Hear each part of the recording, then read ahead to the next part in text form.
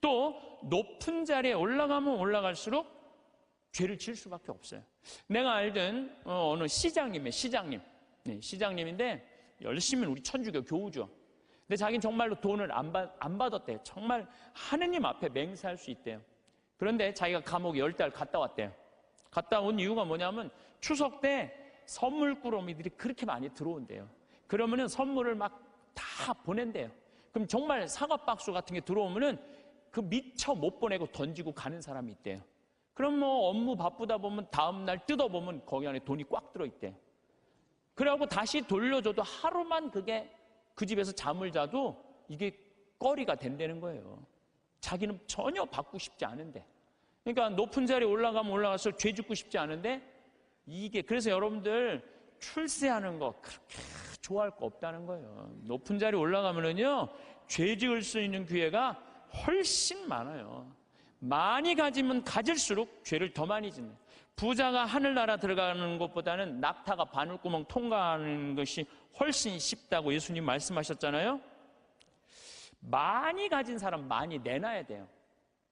빌 게이츠, 워런 버핏 이 두 사람이 얼마를 만들어놨냐면 1000억 달러를 만들어놨어요. 1000억 달러. 빌 게이츠는 600억 달러를 내놓고 워런 버핏은 300억 달러를 빌 게이츠한테 줬어요. 자선재단에. 그럼 웬만한 사람이면은 자기가 만들고 싶잖아요. 300억 달러면. 참, 우리나라 전 대통령은 300억 원을 냈다고 그러는데 이 빌 게이츠, 워런 버핏은 자기가 관리하지도 않아요. 빌 게이츠한테 줬어요. 왜 그랬냐고 그러니까 나보다는 빌 게이츠가 훨씬 자선사업을 잘해왔기 때문에 잘할 것 같아갖고 300억 달러를 냈다는 거예요. 얼마나 멋있어요. 그러니까 미국의 부자들은 존경받는 거예요. 근데 우리나라 부자들은요, 이게 내놓는 걸 떼어놔서 안 떼어먹으면 다행일 텐데 이 세금으로 떼어먹으니까 우리나라는 부자에 대한 거부 반응이 있는 거예요. 예수님이 그랬어요. 많이 가진 사람은 많이 내놔야 된다. 많이 가진 사람은. 하느님께서 많이 준 얘기는 많이 나누라고 그러는데 이게 여러분들 루카복음 16장에 부자와 나자로 얘기 알죠? 부자는 잘 먹고 잘 살았어. 하다못해 나자로 떨어지는 부스러기도 개가 나자로 종기 핥았어요.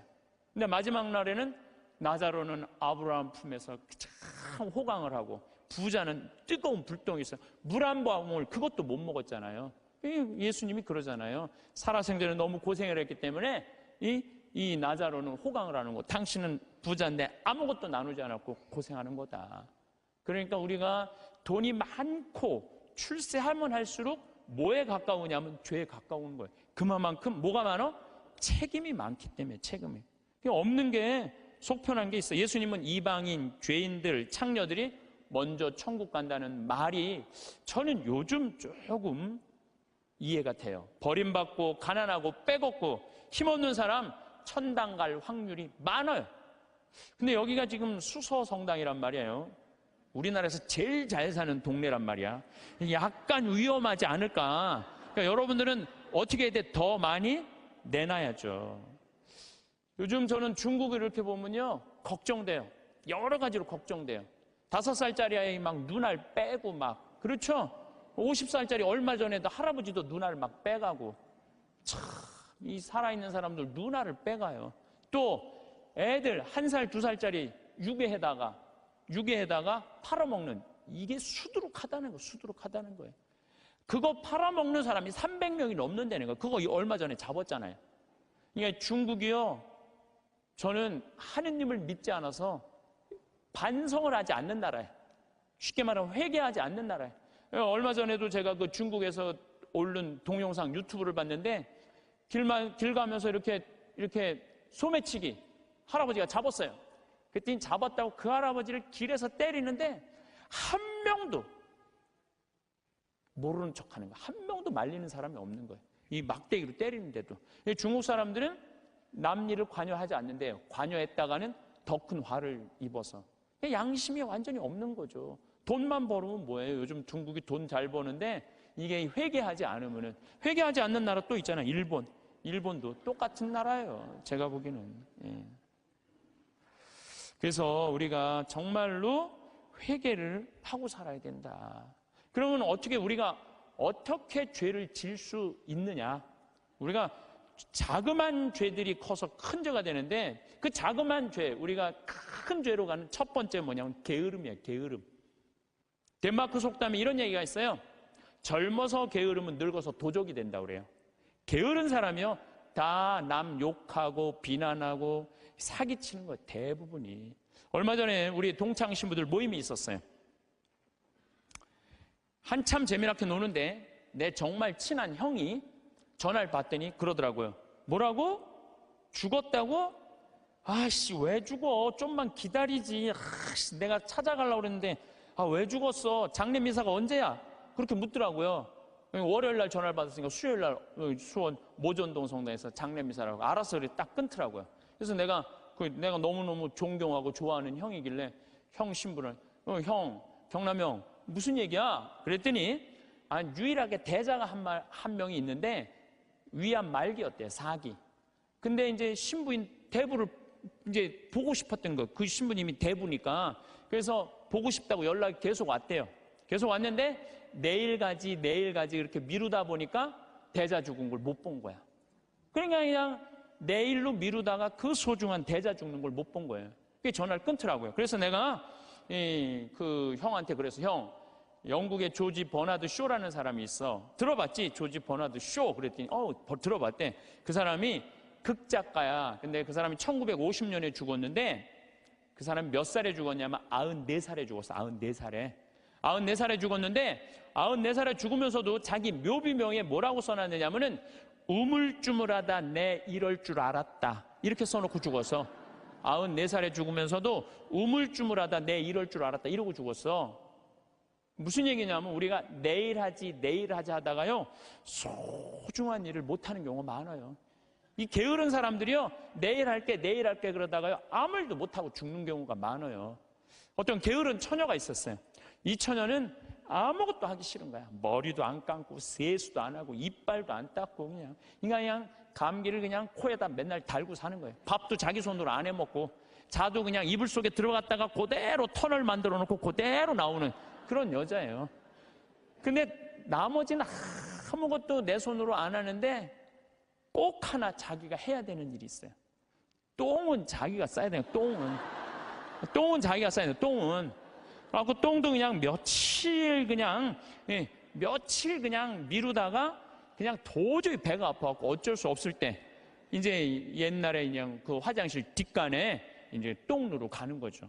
똥을 이렇게 앉아서 팔짱을 이제 다리 사이에 끼고 이렇게 보는데 사는 게 너무너무 괴로운 거, 귀찮고, 사는 게 힘들어 귀찮고 죽겠다. 근데 감기가 걸리니까 또 힘을 주려니까 콧물이 쭈르륵 나와갖고 발판에 딱 닿은 거예요.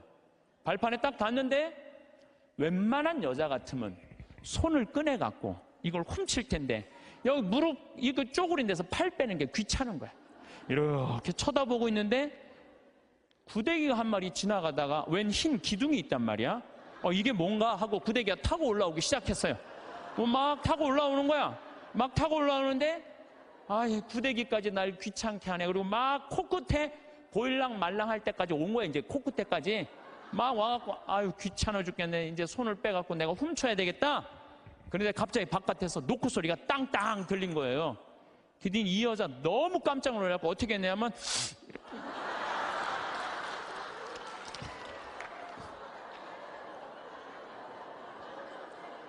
우물쭈물하다가 그러는 경우 참 많아요. 우물쭈물하다가 큰 코 닥치는 사람들 많아요.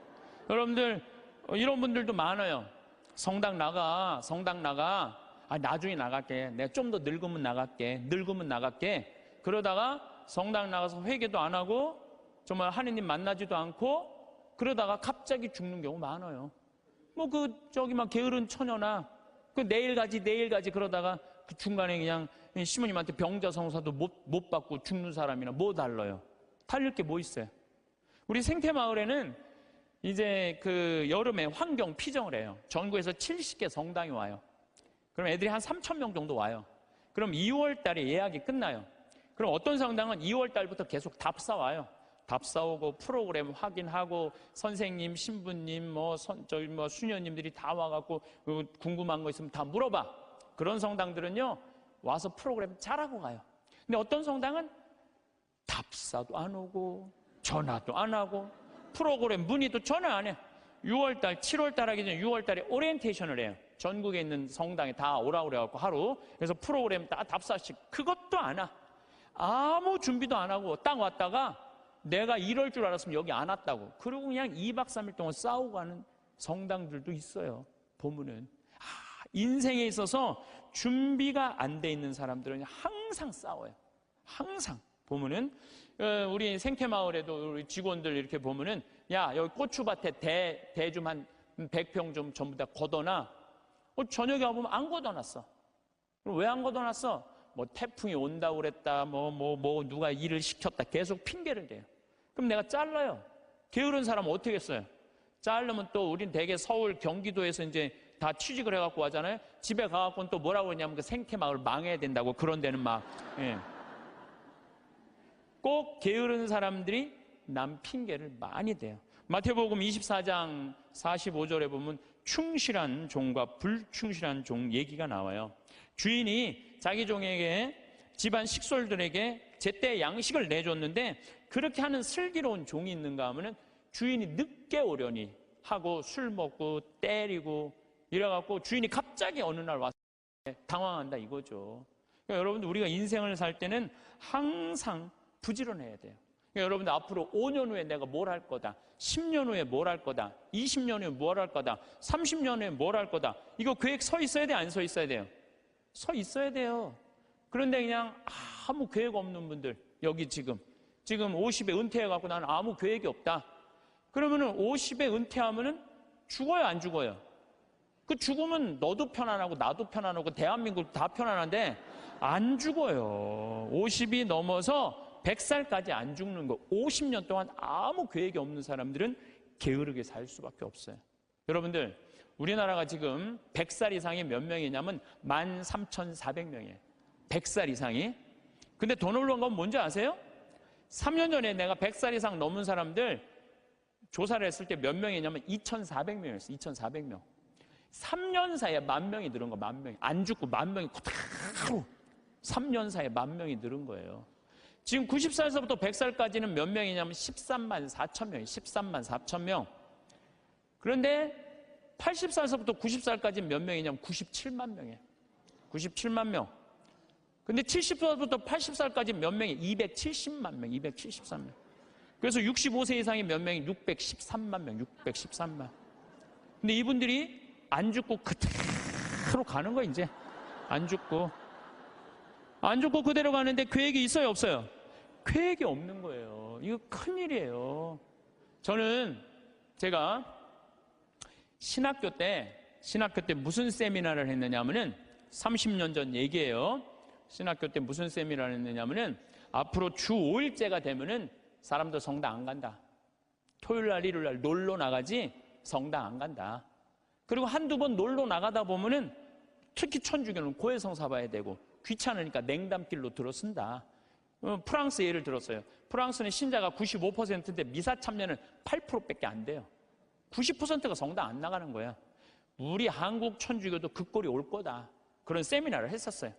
그래? 만약에 그렇다면은 나가 신부가 될 때는 나는 이렇게 해야지. 시골에다가 아름다운 데다 집 져놓고 토요일 날, 일요일 날 클리 놀러 와라. 클리. 놀러 와서 거기서 미사 참여도 하고 교육도 받고 찬양도 해자. 그래갖고 저는 신학생 때부터 생태마을 꾸밀 걸 생각을 했었어요. 그때부터 나는 공부도 하고 책도 읽고. 그래서 신부 되자마자 저는 땅 보러 다녔어요. 돈이 한 푼도 없는데도 30억짜리, 50억짜리 땅 보러 다녔어요. 진짜로.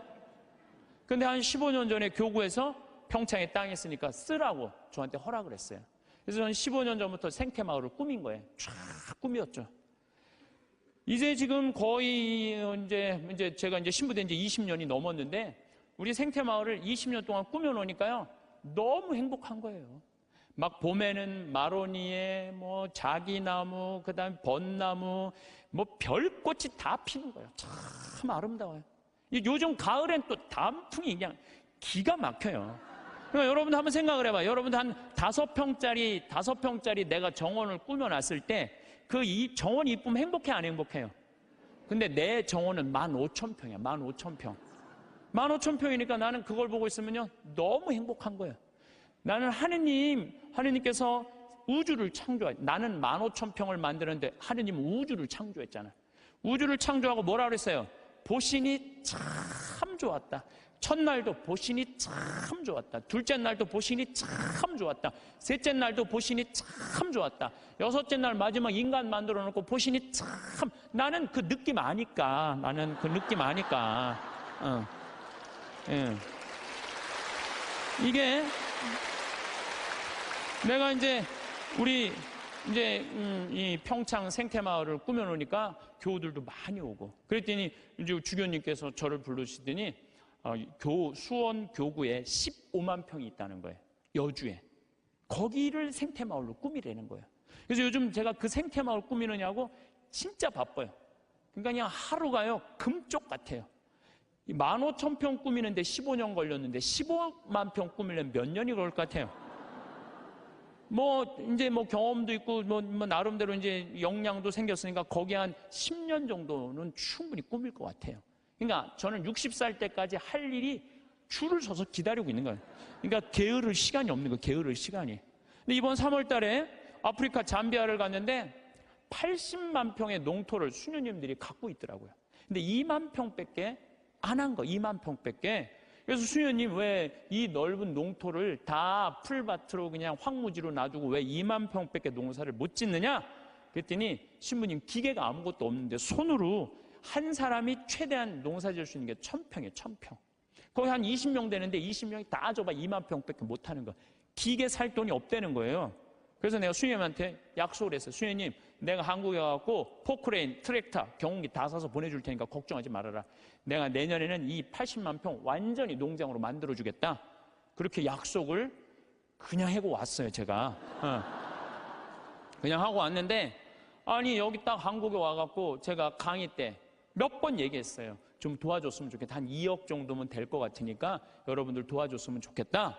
근데 교우들이 또 우리 절에 다니시는 분들, 교회 다니시는 분들까지 보내주는 거예요.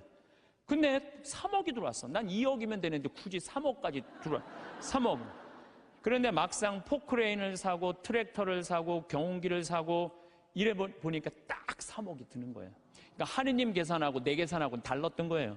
하느님은 3억인데 제가 왜 2억이라고 그럴까? 하느님이 3억을 보내준 거죠. 근데 요즘은 시절이 좋아갖고 택배로 다 가요. 그래서 내가 오늘 인천항에 가서 내일 이제 택배로 가는 거 축성 다 해주고 그리고 왔어요. 그러니까 이제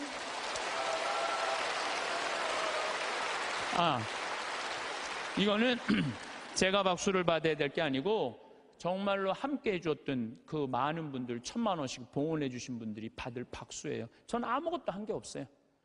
그러니까 이제 거기 갖고 이제 80만 평 농토를 꾸미고 거기를 나는 대학까지 해줄 생각이에요. 대학까지.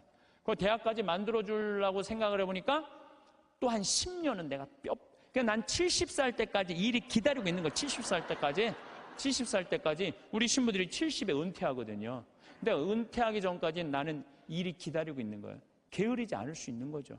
그럼 이제 70살 넘어서는 뭘 할까? 우리 동창 신부들끼리 모여갖고 야, 우리가 70살이면 지금 70에 은퇴하라고 그러는데 70이면 지금 다 아저씨 같잖아요. 그렇죠? 그럼 70에 우리 뭐 할까? 그래갖고 우리 신부들끼리 모여갖고 한 얘기가 그 얘기야. 야, 우리 70 넘으면 있잖아. 적어도 신부 생활 한 30년, 40년 하면은 하느님하고 거의 친하니까 반귀신이다. 반귀신. 반귀신 되니까 우리 커피숍 하자. 커피숍에서 커피 마시러 오는 사람들, 정말 힘들고 고통스러운 교우들 얼마나 많으냐. 근데 본당 신부님 바쁘니까 면담도 못하고 커피 타주면서 면담하면 앉아서 면담해주고 우리 동창이 20명 되니까 하루에 돌아가면서 해봤자 일주일에 하루만 나가서 일하면 되는데 우리 요즘은 4주8자 커피숍도 많더라. 야, 우리 신부들도 은퇴해갖고 그거 해주자. 제가 그런 얘기 해요. 우리가 죽을 때까지 계획이 있어야 돼요. 계획이 없으면요 우리의 삶이 너무너무 힘들어요. 우리의 삶이. 여러분들은 무슨 계획이 있으세요? 내가 지금 50, 60대 갖고 남은 30년, 40년 어떻게 살 계획 있으세요, 없으세요? 만약에 없다면은요, 게으른 처냐고 별반 달릴 게 없어요. 지금 바로 지금 다가오고 있어요. 근데 아무 일도 안 하고 있으면 문제가 많은 거예요. 내가 그 요양병원 의사가 나한테 해준 얘기예요. 70살 먹은 딸이 93살 먹은 엄마한테 요양병원에 와갖고 뇌졸중으로 쓰러진 엄마한테 와갖고 밥을 먹이면서 한 숟갈 먹일 때마다 죽어 그러더래요. 그래서 왜 엄마한테 밥을 먹으면서 죽으라고 그러느냐? 그랬더니 70살 먹은 딸이 하는 얘기가, 의사 선생님 내 말 좀 들어보라고, 엄마가 91살 때 뇌졸중으로 쓰러졌다는 거예요. 여러분들 90살 넘으면요, 기력 다 떨어질 때, 그렇죠? 거기에 뇌졸중까지 쓰러지면은 길게 살아야 6개월, 1년이에요. 그래서 자식들이, 자식이 75, 73, 70, 그 다음에 68이라는 거야. 그 자기네들도 자식한테 매달려 사는데 그 90살 먹은 엄마 어떻게 모시냐. 병들은 엄마. 마침 엄마가 7천만 원짜리 전세 살고 있었대. 우리 그 전세 빼갖고 엄마 요양병원에 넣자. 살면 얼마나 살겠느냐. 그래갖고 엄마를 요양병원에 넣은 거예요. 여러분들 근데 이걸 알아야 돼요. 90살 넘어갖고 요양병원에 들어가잖아요. 그럼 의사들이요, 안 죽여요. 살려내요. 그래갖고 2년 동안 이 할머니가 안 죽은 거야. 그러니까 7천만 원을 다 쓴 거야. 다 쓰고 난 다음에 이제 병원비를 안 내니까 모시고 가라. 그러니까 오빠가 모셔라. 아니다, 나는 받은 거 없다. 네가 더 받지 않았냐? 나는 없다. 서로 이래갖고 원수 돼갖고 안 만나는 거야. 70이 넘어서 자식들이. 엄마는 죽지도 않고. 그러니 자식 원수 만들고 91살에 2년 동안 누워서 돈만 축내니 그렇게 살아서 뭐하냐. 그러니 차라리 어떻게 해라? 죽어라. 그래, 죽어. 그러면서 먹이더래요. 이게 여러분들 남의 얘기가 아니에요. 여러분들 얘기예요. 여러분들 우물쭈물하다 내 이럴 줄 알았다. 이 꼴 날 뿐 많아요, 여기. 그냥 아무것도 안 하고, 아무 일도 안 하고. 그래서 저는 여러분들한테 정말 권하고 싶은 거는, 내가 자식들한테 정말 늙어서 구박받기 싫으면 지금 운동해야 돼요. 운동을 하는데 무슨 운동을 했냐면 헬스 해야 돼, 헬스. 헬스장에 다녀야 돼요. 나이를 먹을수록 헬스장에 다녀요. 미국은요, 헬스장에 다 할머니, 할아버지들이 다 다녀요.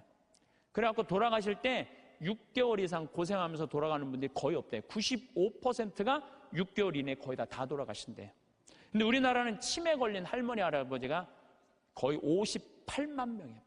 58만 명. 610만 명 중에 거의 10%에 달하는 할머니가 똥오줌을 싸고 지금 저 누워 있는 거예요. 그러니 그 가족들이 미쳐요, 안 미쳐요? 미치는 거예요. 그러니까 여러분들도 내가 지금부터 삶의 계획을 잘 짜셔야 돼요. 내가 이렇게 살아야 되겠다, 저렇게 살아야 되겠다. 이런 계획이 없으면요, 참 힘들어요. 사도 바오로가 데살로니가 후서 2서 3장 16절에서 15절에 이런 얘기를 해요. 무질서하게 살아가면서 우리에게서 받은 전통을 따르지 않는 형제는 누구든지 멀리 하십시오. 우리는 여러분과 함께 있을 때 무질서하게 살지 않았고 아무에게서도 양식을 거저 얻어먹지 않았으며 오히려 여러분 가운데 누구에게도 폐를 끼치지 않으려고 수고와 고생을 하며 밤낮으로 일하였습니다. 사도 바오로도요, 하느님을 전하면서도 교우들한테 폐 끼치기 싫어갖고 어떻게 밤낮으로 금을 짜는 일을 했다는 거예요. 금을 짜는 일. 사람은요, 일을 해야 돼요. 일 안 하는 사람들이 다 남 탓하고 남 비난하고 이러는 사람들, 일 안 하는 사람들이, 사실 우리는 여러분 곁에 있을 때 일하기 싫어하는 자는 먹지도 말라고 거듭 지시하였습니다. 일하기 싫어하는 사람은 먹지도 말라 이거예요. 그런데 듣자니 여러분 가운데 무질서하게 살아가면서 일은 하지 않고 남의 일에만 참견만 하는 자들이 있다고 합니다. 일 안 하면 할 일이 없는데 뭐 할 것 같아요? 참견하는 거예요. 여러분들 50, 60 넘어갖고 부부싸움 왜 하는 줄 알아요? 남편들하고 부부싸움 왜 하는 줄 알아요? 할 일이 없으니까. 할 일이 없으니까 싸우는 일밖에 없는 거예요. 그냥 아내 뭐 반찬을 왜 이렇게 했느냐, 청소를 이렇게 했냐, 그냥. 그러니까 젊었을 때 그냥 제발 일찍 퇴근하라고 그래도 그냥 일찍 집에도 들어오지 않더니 늙어선 굳이 집에 들어오지 않아도 되는데 그냥 때 따라 철 따라 그냥 집에 들어와갖고 그냥 일이 없으니까 챙겨내는 게 일이. 그런 사람들에게 우리는 주 예수 그리스도의 이름으로 지시하고 권고합니다. 묵묵히 일하여 자기 양식을 벌어 먹도록 하십시오.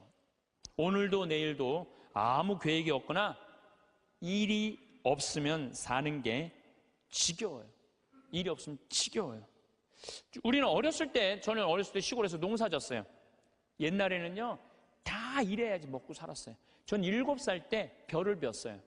사람들이 믿지 못하겠지만 할머니들은 이해가 할 거예요. 7살 때 벼를 뱄어요.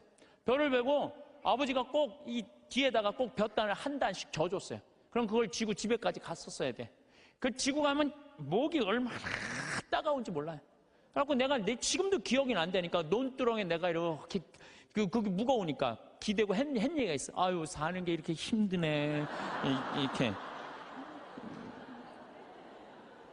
그러니까 옛날에는요, 중고등학교 학교도 못 다녔지만은 옛날에는요, 애들이 10살, 15살 다 일했기 때문에 문제 있는 애들이 없었어요.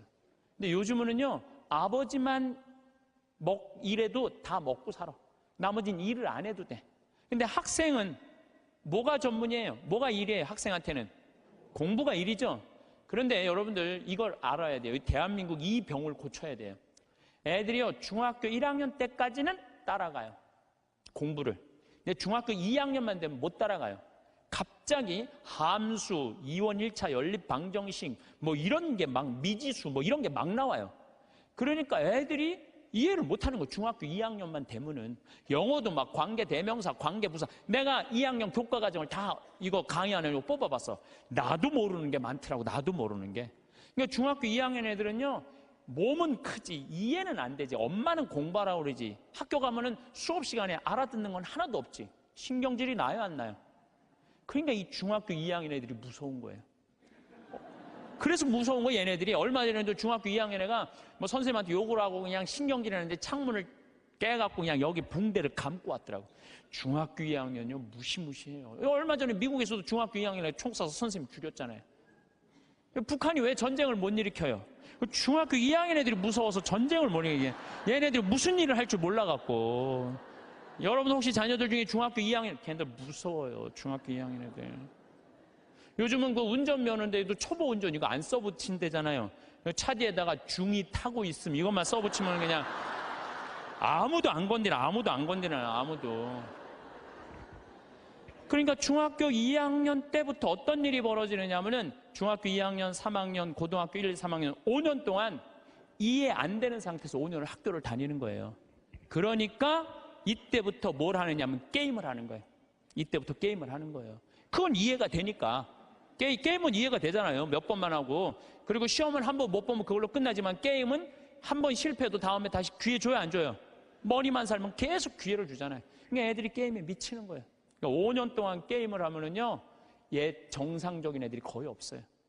근데 독일은요, 딱 7학년제로 해갖고 중학교 2학년 딱 나이 돼갖고 얘가 공부를 이해를 한다. 그럼 인문계 학교로 보내요. 공부를 이해 못한다. 그럼 기술학교로 보내요. 기술학교로. 얘네들은 스트레스 받을 일이 하나도 없는 거야. 우리나라는 이해하는 놈이나 못하는 놈이나 다 고등학교 3학년 때까지 가는 거야. 이제 내일 모레 이제 수능 볼 때까지 다 같이 가는 거야. 수능 볼 때까지. 그러니까 5년 동안 얘네들이 다 학교 폭력에, 왕따에, 자살에 수많은 문제들을 일으키는 거예요. 공부 못하는 애들은요, 학교 가갖고 운동을 하든지 아니면 내가 지금 잠비아에 트랙탑 경운기 포크레인 보내듯이 트랙탑 경운기 포크레인을 배우든지. 그럼요, 걔네들 절대 문제 일으키지 않아요. 일이 없으니까. 학교에 가갖고 일이 없으니까 얼마나 지겹겠어요. 거기다가 그냥 학원 밤까지. 그러니까 애들이 미치는 거예요. 그러니까 요즘 애들이 제정신 있는 애들이 별로 없는 거죠. 그래서 제가 항상 드리는 말씀이 그거예요. 고등학교 3학년 여러분들 자녀들 가운데, 고등학교 3학년 자녀들 가운데 애는 착해. 등치는 산만하고 머리가 안 돌아가. 그런 애들은요, 우리 생태마을에 취직시키세요. 우리 생태마을에 지금 농장도 10명이 필요하고 주방도 10명이 필요해요. 왜냐하면 농장에요, 천지가 돈이에요. 여러분 고개만 돌리면 천지가 돈이에요. 왜? 이 10월 1일부터 한 20일까지 깻잎 따거든요. 깻잎만 작년에 우리가 5천만 원어치 깻잎을 담아서 팔아요. 그러면은 2억 원어치를 따도 2억 다 팔아요. 근데 딸 손이 없는 거야. 딸 손이. 깻잎 끝나고 나면 콩잎, 이 콩잎 누런 거 이거 다 돈이에요. 다 돈이에요. 그것만 따갖고 된장 속에 박아두면은 서울 사람들 그것만 먹으면 이거 어디서 사느냐고. 다 돈이야, 다 돈. 근데 뭐가 일이 없다는 거예요. 내가 우리 수원교구 주부에다가도 고등학교 3학년 아이들 중에 튼튼한 아이들, 수능시험 못 본 애들, 이런 애들, 착한 애들, 이런 애들 취직 원서 내라고 내가 수없이 지금 내도 고등학교 3학년 졸업한 애들은 한 명도 없어요. 뭐냐면 내 자식만은 농사 안 시키겠다 이거예요. 내 자식이 여기서 빈둥거리고 놀아도 끝났는데도 엄마들은 꿈을 포기하지 않는 거예요. 대한민국의 불행이 여기 있는 거예요. 거기서 그냥 원서만 넣어갖고 대학 들어가 봐요. 그럼 끝나고 난 다음에 취직 안 되면. 그래서 캥거루가 우리나라가 47만 명이에요. 엄마의 그 뱃속에서 25, 30살이 됐는데도 직장을 못 구하고 그냥 집에서 엄마 뱃속에서 그냥 거기서 용돈 받아갖고 쓰는 애들 캥거루가 47만 명이래. 47만 명. 그러니까 그 집들이 다 스트레스 받는 거예요. 죽이느니 원수니 너 같은 걸 낳고 내가 미역국을 끓여 먹은 내가 미친놈이라는 둥 뭐 이런 일들이 벌어지는 거예요. 저는 그래서 이런 생각이 들어요. 지금 시골에 우리가 농민들이 한 350만, 한 360만 정도 되는데 다 70, 80, 90의 나이가 취직 그 집에 다 테란이에요. 다 지금 20대들 놀고 집에서 컴퓨터 게임 이거 하는 애들 전부 다 거기 취직시키라는 거예요. 뭐 국가에서 월급 좀 주고 그래갖고 앞으로 블루오션은 농업이에요. 농업이 블루오션이에요. 사람이요 일을 해야지 죄를 안 져요. 일하는 사람은요 남 탓할 시간 없어요. 남 핑계 댈 시간 없어요. 일이 막 하는 사람들 하루하루가 금쪽 같은데 남 욕할 시간이 어딨어. 아무것도 할 일 없는 사람이 대통령부터 저 밑에까지 다 욕하는 거예요. 온갖 거 다 참견하면서 다 일 없는 사람들이 남 욕하는 거지 일 있는 사람은요 남 욕할 시간이 없어요. 그래서 우리가 진짜 무서운 거는 일을 안 하는 거다. 요즘 일하고 싶어도 일자리가 없다고들 하는데 우리나라들 중소기업, 농촌 천지가 일손이 모자라요. 우리 형님도 뭐 큰 형님도 한 40명 정도 공장에서 데리고 일을 하는데 우리나라 아이들은요 일주일만 하면 다 내던지고 간대요. 그러니까 우즈베키스탄, 파키스탄 뭐 이런 데서 방글라데시 얘네들 쓸 수밖에 없다는 거예요. 나도 한번 공장에 가보니까 딱 까만 애들이 그냥 눈이 그냥 하얀 애들이 막 이런 애들이 다 일을 하더라고요. 그러면서도 우리는 일자리가 없다고 이러니 이게 얼마나 얼마나 답답하냐 이거예요. 여러분들 섹스피어는 이런 얘기를 해요. 잠자는 거인보다는 부지런한 난장이가 낫다로래. 아무리 능력이 뛰어난 자라도 부지런한 사람을 이길 수가 없어요. 그러니까 여러분들 자녀들 중에 대학을 나왔어. 최고의 교육을 받았어. 근데 일을 안 하면요 아무 소용이 없는 거예요. 고등학교, 중학교 나왔지만 열심히 일하면요 얘네들이 훨씬 낫다는 거예요. 근데 우리나라는 노동의 신성한 가치를 꼭 펜대를 굴려야지 훌륭한 사람이란 이 머릿속에 이 게으름 때문에 대한민국이 죄 속에 드는 거예요. 저는요 무슨 성폭력, 뭐 학교폭력, 뭐 자식이 부모 죽이고 노름하고 게임하고 다 뭐 때문에 일이 없어서 일만 하면요 이런 죄들 싹 없어져. 우리 뭐 농장 직원들이 하는 얘기가 있어요. 해만 지면 잔다는 거예요.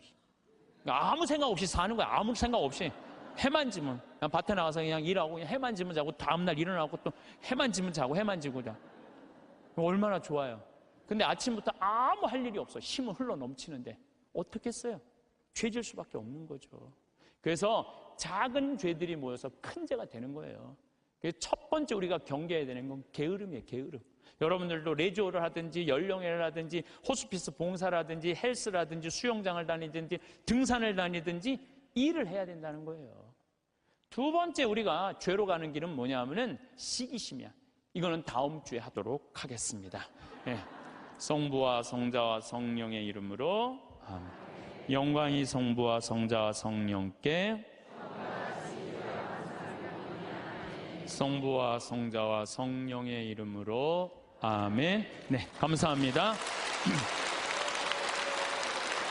최고의 원칙은 뭐냐면 인생은 별거 없다. 먹고 마시고 놀자. 여러분들 제가 작년에도 말씀드렸고 올해도 말씀드렸어요. 인간은요, 먹고 마시고 놀지 않으면요, 인간이 안 돼요.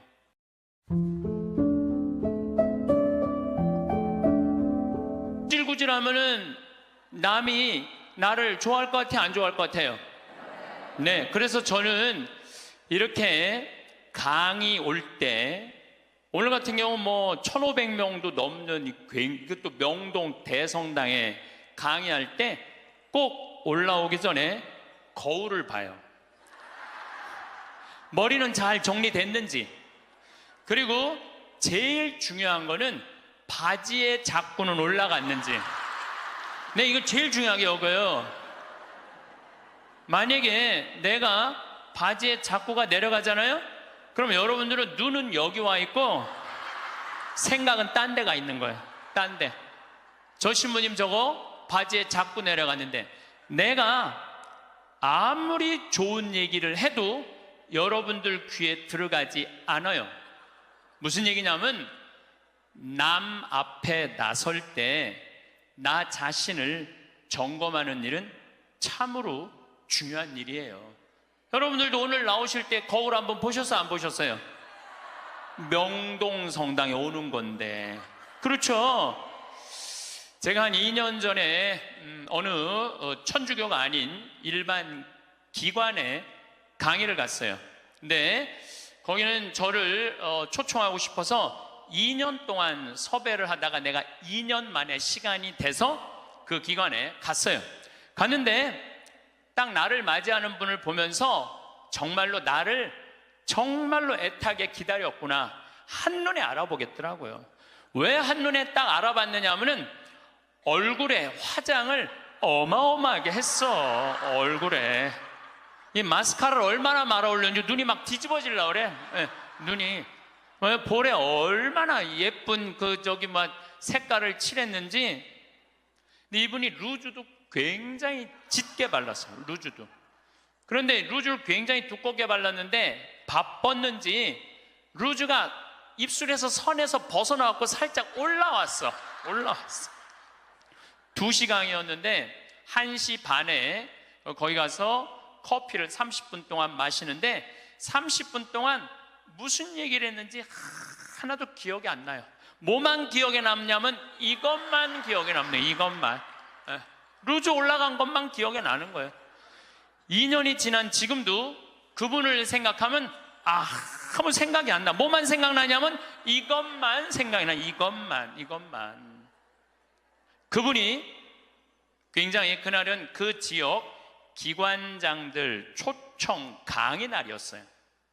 그렇게 중요한 날에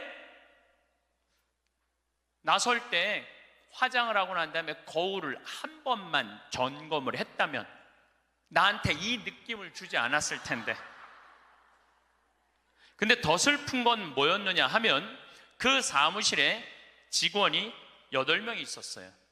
8명이 있었는데 아침부터 그걸 봤을 거예요. 근데 아무도 얘기해 주지 않은 거예요. 선생님, 지금 루즈가 선에 벗어났어요, 입술에서. 그러니까 화장실에 가서 화장 좀 고치세요 라고 말을 해줬다면 이분은 그 창피를 당하지 않았을 거예요. 우리는 인생을 살아가면서 내가 내 자신을 점검하는 일도 중요하지만 내가 나를 점검할 수 없다면 누가 나를 점검해 줘야 되냐면 친구가 나를 점검해 줘야 돼요. 그래서 여러분들 인생에는요, 친구가 참으로 중요해요. 친구. 나를 점검해 줄 수 있는 친구. 내가 지금 제대로 살고 있나? 제대로 살고 있지 않는가? 옆에서 혼내주고 충고해 줄 친구가 필요하다는 거예요. 저는 신부로 살면서 뭐 좋은 신부들이 많죠. 내 멘토가 3명이 있어요. 첫 번째 멘토 신부는 나보다 3살 나이가 많은 신부예요. 이분은 우리 수원 교구에 사회복지를 꽤 오래 하신 분이에요. 항상 장애자들하고 사시는 분이에요. 근데 이분하고 얘기를 하면은 굉장히 영성적이에요. 정말로 신비가들, 영성가들 이야기를 이렇게 해줄 때 이 신부님을 만나서 하룻밤 자면서 얘기를 하면은 하루 피정하는 기분이에요. 근데 하루는 평창 우리 생태마을에 하룻밤 저하고 이야기를 나누려고 오셨어요. 근데 갑자기 내 옷장을 딱 열어보시더니 제가 강의를 많이 하니까 양복이 많잖아요. 또 내가 한 번은 이렇게 양복이 이렇게 긴 거 이렇게 입고 방송에 나갔더니 할머니들이 신부님 저 긴 양복 입는다고 양복을 맞춰서 보내준 양복도 많아. 평창까지. 그러니까 양복이 한 열 몇 벌이 있었어요. 근데 그 신부님이 이런 이야기를 저한테 하시더라고요. 황 신부, 아무리 강의하는 신부지만 양복이 너무 많은 거 아니야?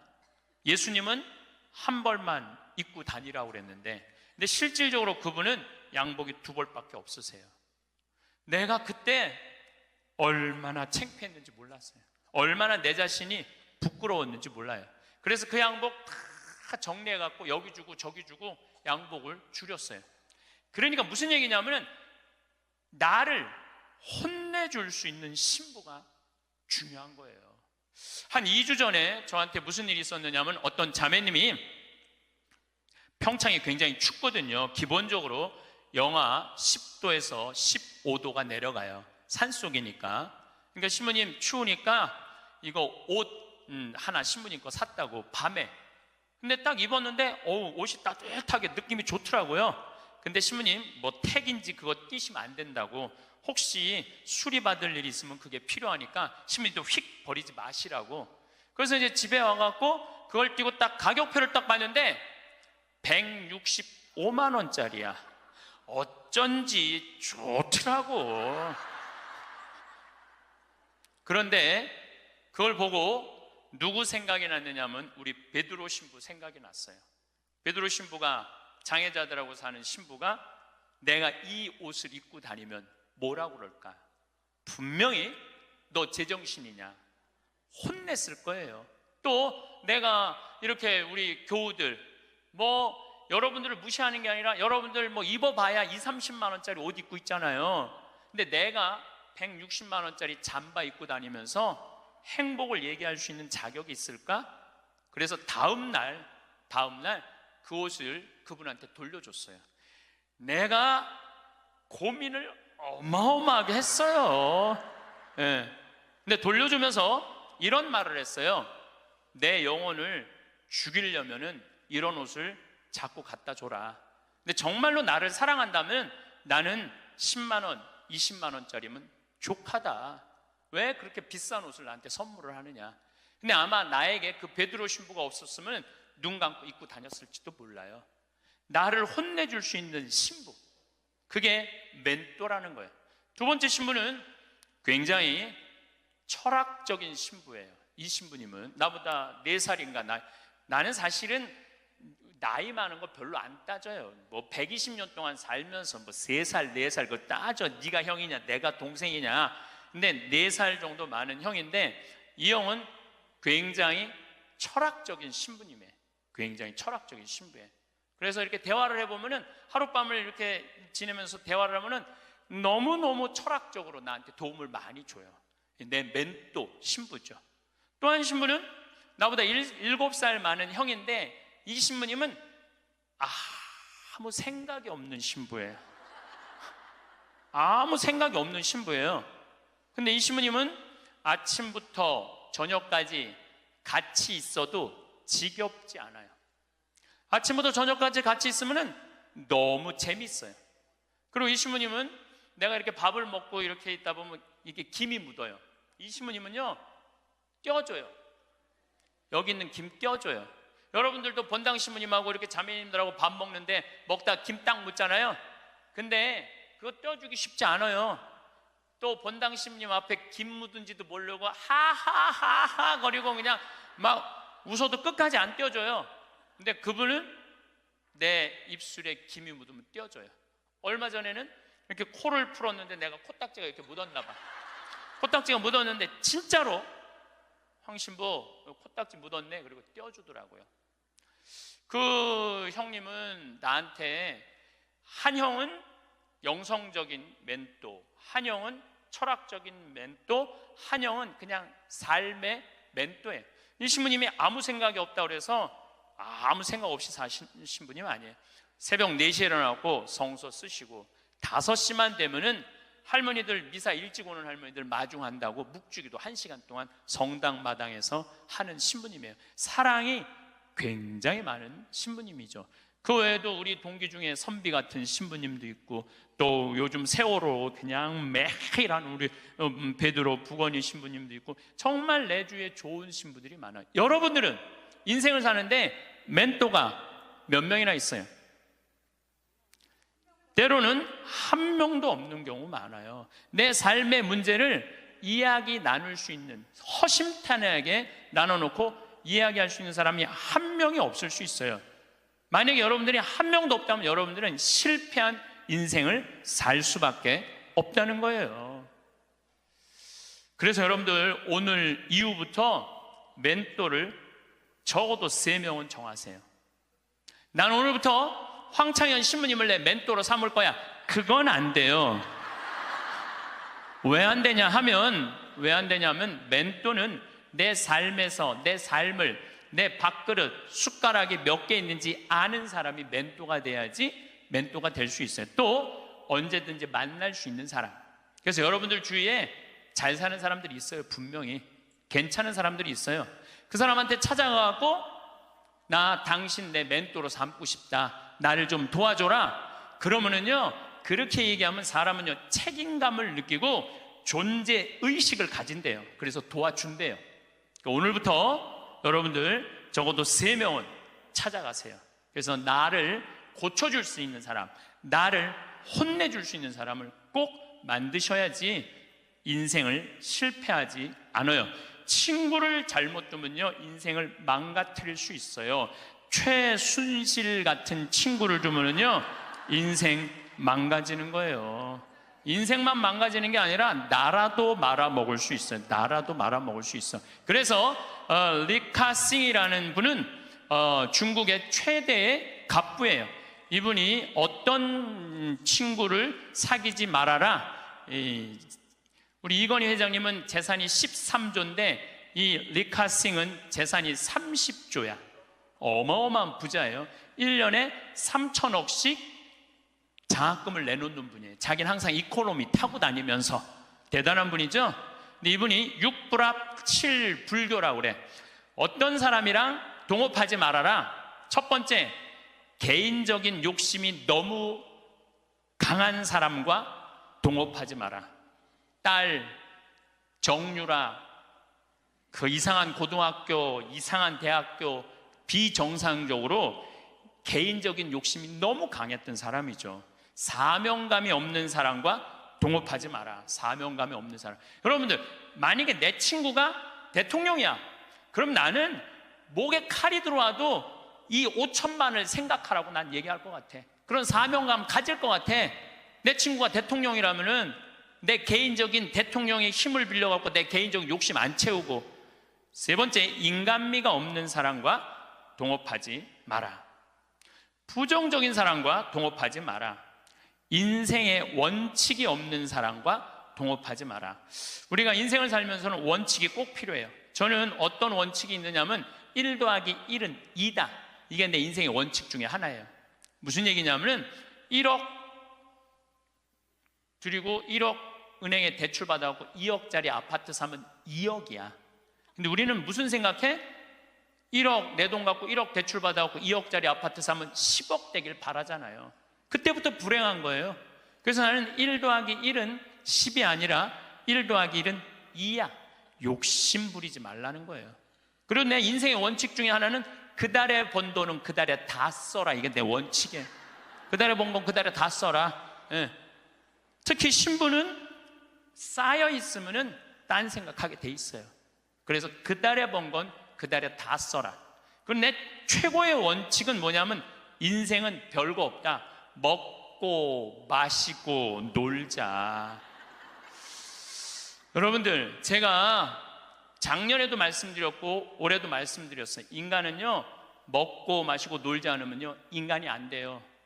내가 대통령 얘기를 안 할래야 안 할 수가 없는데, 우리 대통령께서는 어렸을 때부터 경호원 따라다녔어요.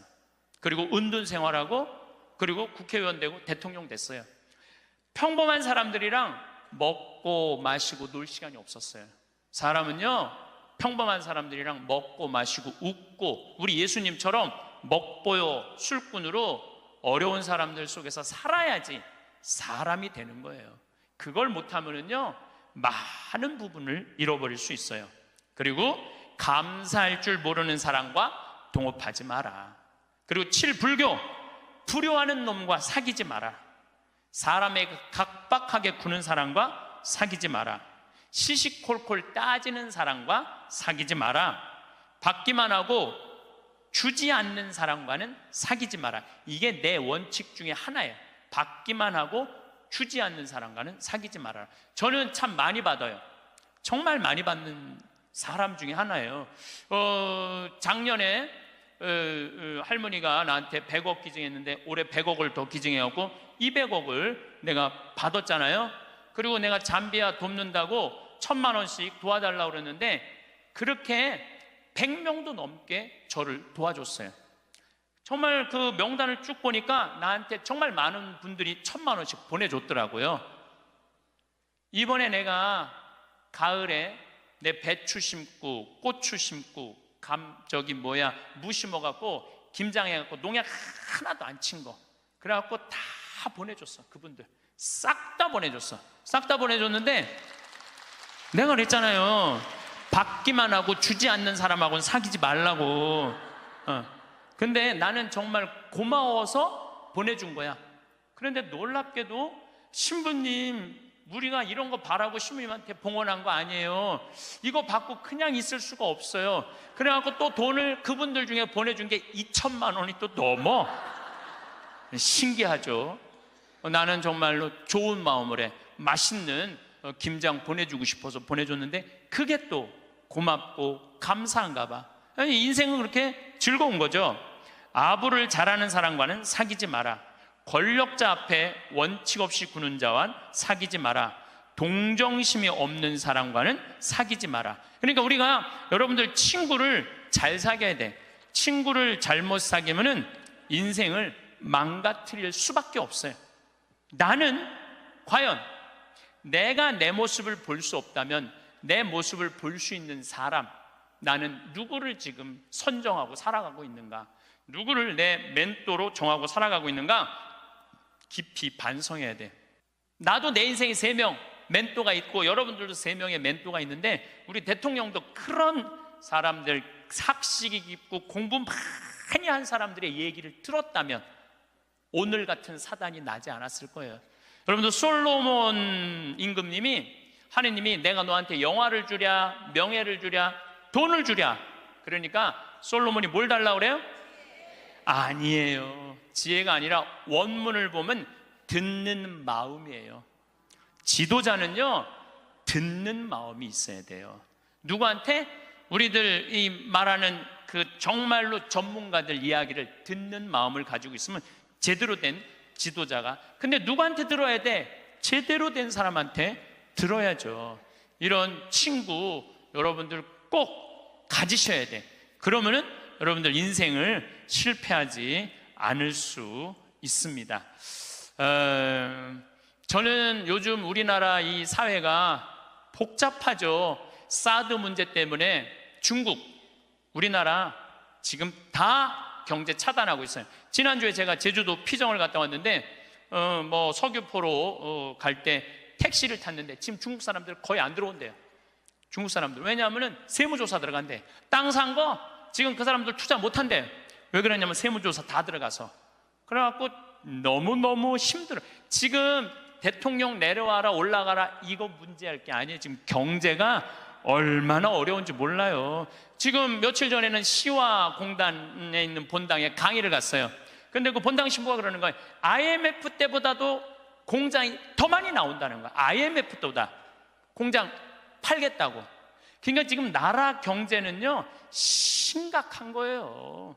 지금 대통령 올라가고 내려가고 문제가 아니야. 국민들은 지금 빚이 얼마나 많이 늘었어요. 그 전셋값 하늘로 뛰고 참 답답하죠. 지도자들은 저희들끼리 누가 권력을 다음에 먹을 거냐에 눈이 멀어 있고 참 답답하죠? 그런데 답답해하지 마시라고. 왜 답답해하지 마시라고 말씀을 드리냐면, 우리나라는요, 5.16 혁명, 그 다음에 이 5.18 광주, 우리 정말 그 아이들, 그 군인들이 죽이고, IMF, 그래도 나라는 발전하고 있어요. 그리고 100만 명, 200만 명이 데모를 하는데도 어때요? 휴지 하나 없고 폭력 하나 없잖아요. 전 세계에서 이런 나라가 어디 있어요? 내가 보기엔 국민들 수준은 하늘 끝까지 올라가 있어. 국민들이 탄탄하면은요, 다른 나라 같으면 이러면 벌써 전쟁하고 총 쏘고 난리 났을 거예요. 그런데도 국민들이 수준이 높기 때문에 내 눈에는 아무 문제도 아니야. 난 대한민국이 희망적인 나라라고 생각을 해요. 국민들은요, 공무원들, 요즘 9급 공무원들, 8급 공무원들, 7급 공무원들 열심히 해요. 제가 여주 여러 환경운동 하면서 이제까지 내가 만난 하급 공무원들, 일반 우리 여러분들 자식들은 다 도와줬지 나를 방해한 사람 하나도 없어요. 근데 내가 올라가고 국회의원한테 얘기한 것도 아니고 도지사한테도 얘기한 거 아니야. 난 7급 공무원한테 가고 내가 우리나라 국민들 쉴 수 있는 공간을 꾸미고 싶다. 나를 좀 도와줘라. 그랬더니요, 그 여주에 있는 그 7급 또 과장급들이 평창까지 와서 다 보더니 자기네들끼리 모여서 정말로 우리 이런 거 도와주자 합의를 해갖고 다 도와주는데 기가 막히더라고요. 이번에 우리나라가 그런 거에 대한 혁신을 이루는 좋은 기회가 됐으면 저는 좋겠다는 생각을 합니다. 어쨌든 다시 자신 껴안기로 돌아가서 소크라테스는 뭐라고 그랬죠? 너 자신을 알라고 그랬죠? 덴마크에 그 유명한, 갑자기 이름이 생각이 안 나는데 동화 작가가 벌거숭이 임금 안데르슨, 똑똑하시네. 덴마크의 안데르슨이라는 동화 작가가 있는데 벌거벗은 임금님 얘기를 해요. 벌거벗은 임금님, 이 임금님은 평상시에 뭐를 좋아하셨느냐면 옷을 입고 자랑하는 걸 참 좋아하셨어. 옷을 입고. 근데 그 사기꾼 둘이서 임금님을 찾아가요. 임금님, 내가 기가 막힌 천을 짤 줄 안다고. 기가 막힌 천을. 근데 이 천은 바보 눈에는 안 보인다고. 바보 눈에는 안 보인다고. 그래갖고 그럼 한번 짜봐라. 그래갖고 이제 돈을 받았어요. 근데 이제 이 사기꾼이 이제 배틀에다가 옷을 짜는데 임금이 가보니까 안 보여. 근데 분명히 뭐라고 그랬어? 바보 눈에는 안 보인다. 막 짜면서 임금님 이 천이 멋있지 않느냐고. 그러니까 임금이 뭐라고 그래? 멋있다고. 멋있다고. 신하들을 데리고 와갖고 신하들도 보여주라고. 이제 신하들이 와서 보니까 임금님이 멋있다고 그러니까 바보 눈에는 안 보인다니까 신하들도 뭐라고 그래? 멋있다고 그래. 그래서 이제 한 일주일이 지나고 나서 임금님 옷 다 됐다고 입어보라고. 뭐가 보여야지 입지. 손 드시라고 그러니까 손 딱 들고 지금 들어갔다고. 잘 어울린다. 이쪽 손 드느라고. 이걸 또 멋있다고 퍼레이드를 하시라고. 그래갖고 임금님이 벌거벗고 퍼레이드를 하네. 온 국민들이 야, 우리 임금님 멋있다고. 왜? 바보 눈에는 안 보이니까. 근데 한 꼬마가 임금님 빨개 벗었네? 그렇게 얘기를 한 거예요.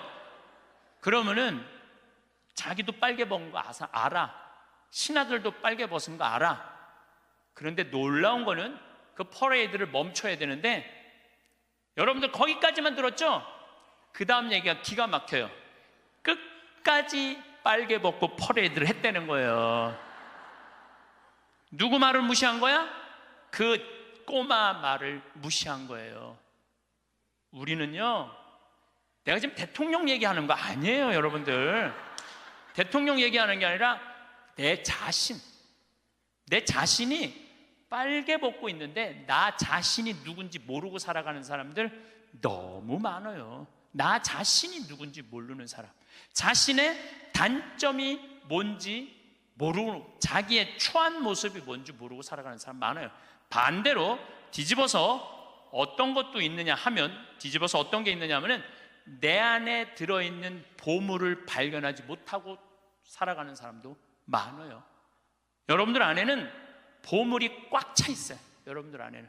그런데 나 같은 게 나는 지극히 평범한 인간이고 능력 없는 인간인데, 그리고 묻어버리고 그냥 죽어버리는 사람들도 많다는 거예요. 그래서 우리 인간은 인생을 살아가는데 아주 중요한 작업 중에 하나가 자기 자신을 아는 일이에요. 내가 가장 무서운 말 중에 하나가 그거예요. 딱 보면 알아. 뭘 딱 보면 알아요. 여러분들 딱 보면 알았어? 우리가 얼마나 잘못 판단하고 사는지 몰라요. 예수님은 뭐라고 그러셨어요? 예수님은 이렇게 말씀하십니다. 마태복음 7장에 보면 남의 눈에 있는 티끌 꺼낼 생각하지 말고 네 눈에 있는 들보 꺼내라고. 누구를 들여다보라는 거야? 자신을 들여다보라는 거예요. 그래서 내 자신이 누구냐? 이거 꼭 물어보셔야 돼요. 내 자신이 누구냐? Who am I? 내가 정말로 영어 오래간만에 한번 쓰는데 Who am I? 나는 누구이냐? 저는 천주교 신부예요. 그렇잖아요. 난 천주교 신부예요. 천주교 신부고, 과연 내가 교우들한테 뭐를 전해주는 사람이냐? 하늘나라의 기쁜 소식, 군 뉴스를 전해주는 사람이에요. 그러니까 나는 어떻게 살아야 돼? 내가 하늘나라의 복음, 기쁨을 알아. 그러니까 나를 통해서 교우들은 뭐를 느껴야 돼? 기쁨을 느껴야 돼. 근데 내가 맨날 인상 쓰고 나는 너무 사는 게 힘들어, 사는 게 지겨워 죽겠어, 이놈의 사제복 너무 무거워, 이러면 여러분들 나를 보고 기쁨을 느끼겠어요? 못 느끼죠. 하느님으로부터 오는 기쁨을 나는 교우들한테 전해줘야 돼. 또 요한 1서의 말씀처럼 사랑, 하느님의 사랑, 우리가 하느님을 사랑하는 게 아니라 하느님이 우리를 사랑하는 것을 나는 교우들한테 알려줘야 돼. 왜? 나는 사제니까. 나는 사제니까 내가 누구냐를 물어봤을 때 교우들은 날 통해서 위로를 받아야 돼요. 누가 전해주는 위로? 예수님이 전해주는 위로를 받아야 돼. 기쁨을 받아야 돼. 요즘은 이제 4년 전부터 제가 잠비아를 이렇게 다니고 있는데 전 참 행복해요. 왜 행복했냐면 한국은 뭐라고 해도 먹고 살만한 나라예요. 지금 뭐 어쩌고 저쩌고 해도 경제 세계 12위야. 국민소득 28,000달러야. 여러분들 지금 옷 입고 있는 거 보면은 다 기가 막힌 거 입고 앉아 있어요 지금. 예. 한국은 문제 없어요. 근데 잠비아를 다녀보니까 대부분 다 맨발로 다녀요. 대부분 다 맨발로 다녀. 그런데 이번에 잠비아를 갔을 때 그 병원을 운영하는 마들렌이라는 수녀님이 나한테 면담을 청하더라고요. 신부님이 지금 잠비아에 농업대학, 신학교 이런 거 짓는 거 좋습니다. 그런데 잠비아에는 어떤 아이들이 많으냐면 에이즈 걸린 아이들이 많다는 거예요. 에이즈가 걸린 아이들. 근데 어떤 아이들이 에이즈에 걸리느냐면은 엄마가 정신지체아 엄마가 있대.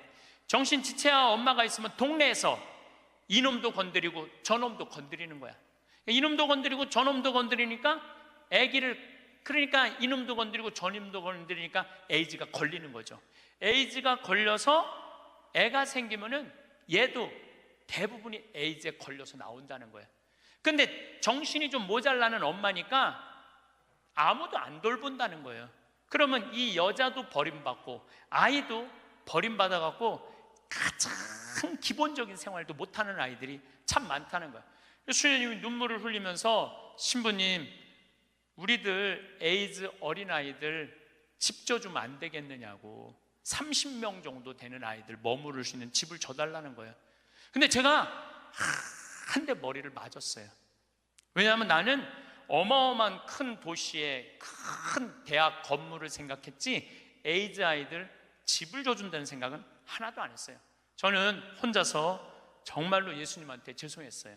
그리고 그 수녀님의 눈물을 보면서 가슴이 참 아팠어요. 그래서 수녀님한테 약속했어요.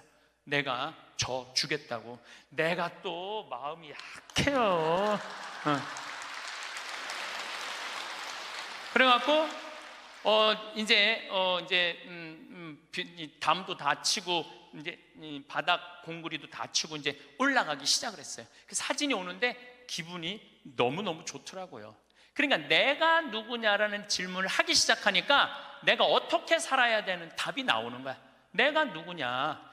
작년에도 내가 요맘때 여러분들한테 이런 말씀을 드렸어요. 간호대학 짓는데 30명만 나를 1,000만 원씩 도와주면은 내가 간호대학을 짓겠다고. 근데 놀랍게도 3달 만에 30명이 돈을 보내줬어요. 1,000만 원씩. 근데 그 할머니들 중에 신부님 내가 평생 모은 돈입니다. 신부님 내가 자판에서 신발 팔은 돈입니다. 내가 이렇게 모은 돈입니다. 신부님 나도 인생을 살면서 한 번은 좋은 일을 하고 싶습니다. 성당 신축금도 1,000만 원 해봤던 적이 없어요. 저는 많이 해봐야 50만 원, 100만 원인데 신부님이 잠비아에 간호대학 짓는다니까 할게요. 그래갖고 정말로 30명이 해갖고 간호대학을 다 져놨어요. 내가 오늘 여러분들한테 또 한 번 사랑을 실천할 기회를 드릴게요. 이번에는 30명도 아니야. 20명이야. 20명. 우리 에이즈 이름은 라파엘의 집이에요. 치유 수호천사 라파엘의 집을 여러분들이 봉헌하면은 이제 내가 그분들 나중에 다 잠비아 데리고 갈 거야. 물론 비행기표 본인이 내야 되겠지만은 다 잠비아 데리고 갈 거야. 그래서 내가 낸 돈이 얼마나 귀하게 쓰여지는지. 그래서 나는 누구인가? 나는 천주교 사제로서 어떻게 살아가야 하는 게 답이 나와요. 내가 만약에 학교 교사야. 학교 교사면은 어떻게 해요? 나는 아이들한테 뭘 가르쳐줘야 돼? 인생을 살아가는 방법을 가르쳐야 돼. 어떻게 살아야지 참답게 사는 방법을 가르쳐야 돼. 내가 누구냐라는 질문을 하면, 저는 중학교 1학년 때 세례를 받았어요. 그러면은 세례 받기 전에 저는 어땠느냐? 저는 초등학교 때 그 흔한 반장, 부반장 해봤던 적이 없어요. 우리는 초등학교 때 한 반에 70명이었기 때문에 줄반장도 굉장히 중요한 자리였어요. 근데 줄반장도 해봤던 적이 없어요. 저는 우등상도 타봤던 적이 없는 아이예요. 그야말로 볼품 없는 아이였어요. 성격은 어땠느냐? 우리가 4형제였는데 우리 집에 제가 막내였어. 막내니까 성격이 까칠했어요. 나 하고 싶은 대로 다 했어요.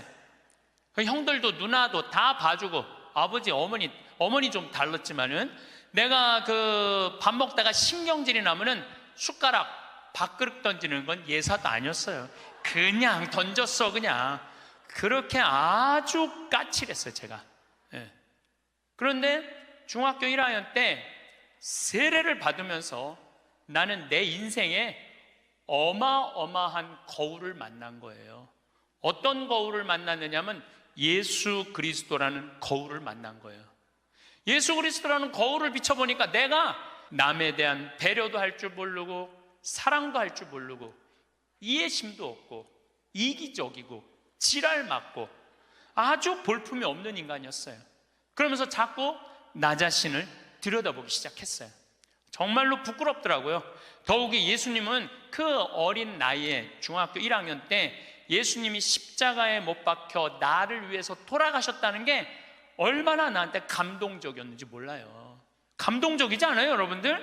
남도 아니고 나를 사랑하기 때문에 저 고통을 겪으신 예수님. 그런데 도대체 나는 뭐하고 살았느냐?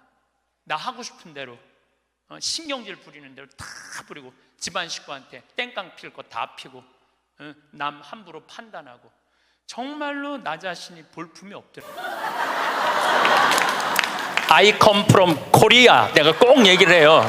왜냐하면 중국 사람인 줄 아니까. I come from Korea. 딱 그리고 옷 달라주면 눈이 이만해지면서 정말로 머리가 땅끝까지 닿도록. 그 사람들은 그걸로 먹고 사는 사람들이야. 이민자들은. 내가 나를 위해서 450만 원을 썼으면 그 이민자들한테 1달러, 2달러, 5달러가 아까워갖고 그거를 아끼려고 도둑놈들이라고 그러고 사기꾼이라고 그러고. 그러니까 내가 그렇게 여유가 없는 거야. 마음의 여유가. 이번에도 애틀란타 강의를 마지막으로 했는데 호텔에서 한 4일 있었어요.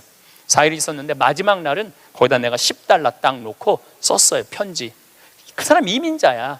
편지를 항상 써요. 저는 마지막에 Thank you, God bless you, I come from Korea. 딱 이렇게. 네. 얼마나 좋아. 그거 쓴다고 내가 망하는 것도 아니고. 그 사람은 그걸 받음으로써 하루에 기쁨이 있잖아요. 내가 남에게 무언가를 나눠줄 수 있는 큰 기쁨, 주는 기쁨이 있어야 되는데 우린 끝까지 아껴. 근데 문제는 그걸 아껴갖고 정말 또 행복한 데 쓰면 좋은데 끝까지 아끼다가 죽어. 써보지도 못하고 죽는 분들 많아요. 써보지도 못하고 죽는 분들 많아요.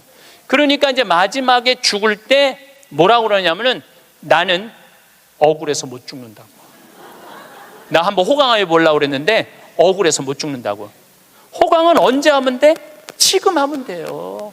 제가 항상 드리는 말씀이지만 내 생일날 내 기억해주는 남편도 없고 자식도 없어. 냉면 먹으면서 눈물 뚝뚝 흘리면서 지질이 복도 없는 년, 냉면 사주는 인간 하나도 없고 내 생일에 왜 내 생일을 남이 차려줘야 돼? 내가 차려주면 되지. 그렇지 않아요? 그러니까 야, 너 60년 동안 70년 동안 애썼다. 내가 오늘 너한테 한턱 쏠게. 네 태어난 날이니까 그럼 내가 가서 먹으면 되지. 그러니까 지질이 복도 없는 년이 먹는 냉면 맛이랑 내가 한턱 쏘고 먹는 냉면 맛은 냉면 맛 자체가 달라요. 여러분들 정말 1,000원을 쓰더라도 멋있게 써. 폼나게 써요. 냉면을 먹어도 뽐나게 나가서 먹어. 눈물 뚝 콧물 뚝 흘리고 그러지 말고요.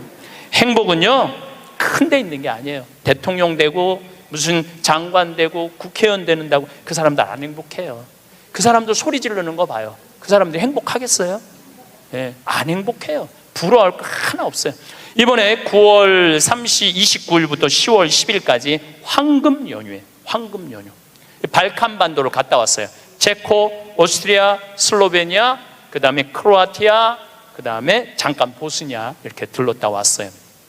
근데 제가 처음 평택 비전동 본당 신부를 할 때 나야 교우들을 너무너무 사랑하죠. 정말로 많이 아끼고 귀하게 여기죠. 정성스럽게 대하죠. 근데 이제 내가 평창에 들어가니까 이제 본당이 없잖아요. 그 이제 연말만 되면은 나를 찾아오는 비전동 교우들이 있어. 그 나는 이제 연말이 되면 모든 에너지를 다 빼갖고 아무도 만나기 싫어. 와도 쳐다도 안 봐요. 세배하러 왔는데 무슨 세배냐고. 그런데 10년 동안 내가 보든 안 보든 자기네들끼리 밥 먹고 가도 10년 동안 변함없이 오는 친구들이 있어요. 근데 한 3년 전인가 4년 전에 또 세배라고 왔는데 내가 찬밥 대우를 했는데 마음이 좀 미안하더라고요. 근데 보통 저 같은 경우는 3년, 4년 후까지 스케줄이 보통 이렇게 보거든요. 근데 4년 전에 보니까 2017년 딱 황금 연휴 10일이 딱 걸려 있더라고요. 그래서 정말로 평범한 친구들이에요. 야, 2004년 후에 황금 연휴 10일이 있다. 나하고 그때 내가 온전히 너희들하고 같이 여행 갈게.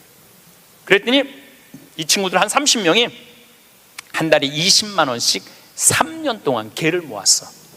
그러니까 한 달에 20만 원이면 240만 원에 거의 700만 원을 모은 거예요. 여행비는 한 400만 원밖에 안 되는데. 그래갖고 이번에 여행을 갔다 왔어요. 그런데 기가 막히더라고요. 그 성지 나라도 아름답지만은 성지가 너무너무 좋더라고요. 그런데 오스트리아의 마리아 체리라는 성지를 갔어요. 여기저기 너무 다니니까 무슨 성지도 모르고 그냥 계속 가는 거죠.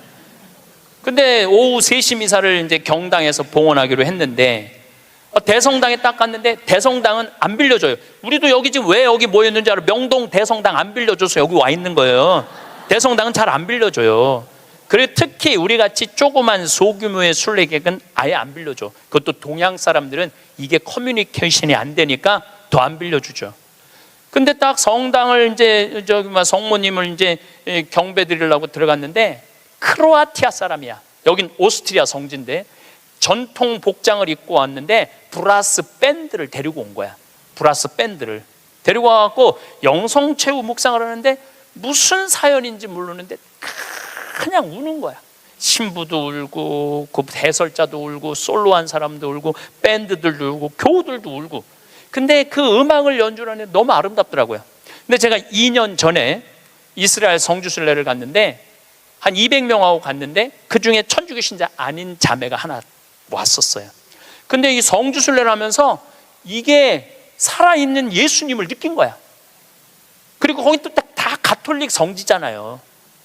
이분은 종교가 달랐는데, 그런데 거기서 딱 요르단강에서 딱 거기서 천주교 세례를 받겠다는 거야.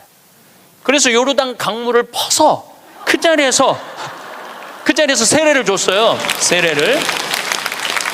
세례명이 보난데 세례를 줬는데, 얼마나, 내가 세례를 줬으니까 영어로 father라고 그러냐, father, 아버지 아니야, 아버지라고 그러면서 얼마나 안부도 잘 묻고 그러는지. 그래서 이번에 성주순례 데리고 갔어요. 성주순례를 데려갔는데 가톨릭 전례를 많이 못 봤잖아요. 근데 이 아름다운 전례를 보고 싶은 거야. 그래서 막 찾아갖고, 야, 빨리 와서 이거 가톨릭 이런 아름다운 전례가 있다. 그걸 보는데 다 우는 거야, 성가를 부르면서. 근데 그 성당의 그 울림이 얼마나 좋아요. 그 옛날 성당들이 울림이 얼마나 좋아. 막 기가 막히더라고. 그걸 한참 보고 있다가 보는데 3시 미사에 내가 제의를 입어야 되는데 5분을 지난 거야. 그래갖고 제의를 못 입었어요. 그래갖고 이제 제의를 입고 그 경당에 가려고 그랬더니 폴란드에서 성주순례 온 신부하고 교우들이 그 경당에 들어가 버린 거야. 그러니까 우리는 미사할 데가 없어진 거예요. 미사할 데가. 그 들어갔는데 어떻게 나오라고 그래? 우리 거니까 나오라고 그럴 수가 있어요. 그래서 이제 우리는 산에를 올라가야 되는 거야. 산에를. 대성당은 꿈도 못 꿨고. 그 이제 제대 그 제의실 맡는 형제가 제가 보니까 평신도 갔더라고요. 안 된다고. 저기 산으로 올라가야 된다고. 30분을 또 버스 타고 또 올라가면 우리 스케줄이 다 엉망이 되는 거잖아요. 너무너무. 근데 내 마음에 간절하게 대성당에서 미사를 봉헌하고 싶은 거야. 그 본당 신부가 나왔어요.